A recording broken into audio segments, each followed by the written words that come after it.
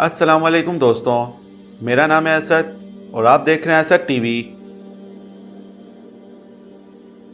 آل سلجوق کے دوسرے خلیفہ سلطان ارسلان تھے، جس سے بازنطینی خوف کھاتے تھے اور دعا کرتے تھے کہ ان کا سامنا نہ ہو کبھی۔ الب کا لغوی مطلب جنگجو ہوتا ہے، جو جنگوں میں دشمن کی آنکھوں میں آنکھیں ڈال کر لڑے۔ اور سلطان ارسلان کے بارے میں کہا جاتا ہے کہ یہ کفن پہن کر جنگ میں جایا کرتے تھے۔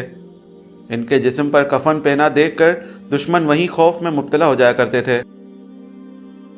دوستو، الب ارسلان چاغری بیگ کے بیٹے تھے، جنہوں نے اپنے بھائی تغرل بیگ کے ساتھ سلجوق سلطنت کی بنیاد رکھی تھی۔ تغرل بیگ کا کوئی بیٹا نہیں تھا، تو اس وجہ سے انہوں نے وصیت کر دی تھی کہ شیربی کے بیٹوں میں سے کوئی ایک بیٹا تخت سنبھالے۔ ان کے امیر امید الملک نے 1063 میں ان کی وفات کے بعد ان کی وصیت پوری کر دی۔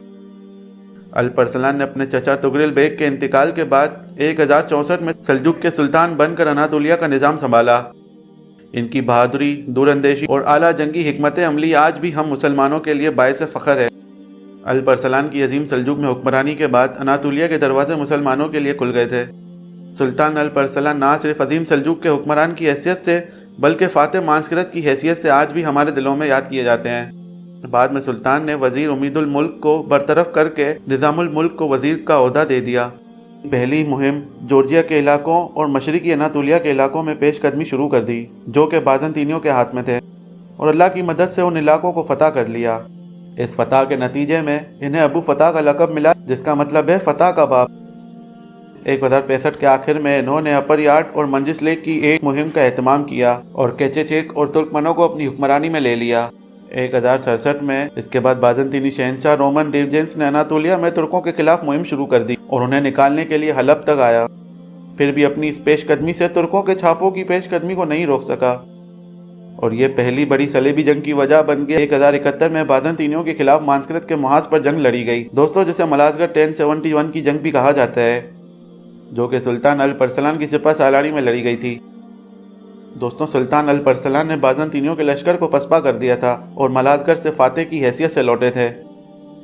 اسی طرح انہوں نے تاریخ کا دھارا بدل کر رکھ دیا تھا، کیونکہ انہوں نے جنگ بدر کی تاریخ دہرائی تھی۔ ان کی فوج میں سپاہی بازنطینیوں کے مقابلے میں کچھ نہیں تھے۔ بازنطینی مسلمانوں سے تعداد میں کئی گنا زیادہ تھے۔ کہا جاتا ہے کہ سلجوقوں نے یہ جنگ اپنے دفاع کے لیے لڑی تھی، کیونکہ جب سلطان الب ارسلان کو پتہ چلا کہ بازنطینی اناطولیہ میں مہم شروع کر رہا ہے تو انہیں اپنی مصر کی مہم کو روکنا پڑا۔ بازنطینی شہنشاہ رومن ڈیوجینس کو خبردار کیا، لیکن وہ اپنی طاقت کے نشے میں اندھا ہو چکا تھا۔ دوستو، سلجوقوں نے ملازگرد کے میدان میں بازنطینیوں کو للکارا اور اللہ کے راستے میں جہاد کے لیے نکل پڑے۔ سلطان الب ارسلان نے اپنے جنگجوؤں کو حوصلہ دیا اور تاریخی خطاب کیا۔ ان کی آواز اتنی گرجدار تھی کہ میدان کے ہر طرف سنی جا رہی تھی۔ دوستو، انہوں نے اپنے سپاہیوں سے مخاطب ہوتے ہوئے کہا کہ آج اس میدان میں اللہ کے سوا کوئی سلطان نہیں۔ آج ہم اللہ کے کرم سے ان بازنطینیوں کو انہی کی زمین میں انہی کے غرور تلے دفن کر دیں گے۔ آج اس جنگ میں اگر کوئی جنگ نہیں کرنا چاہتا تو وہ جا سکتا ہے، لیکن اگر کوئی مال غنیمت اور شہرت کی خاطر جنگ لڑے گا تو یاد رکھنا، اللہ ایسی فوج کا کبھی ساتھ نہیں دیتا۔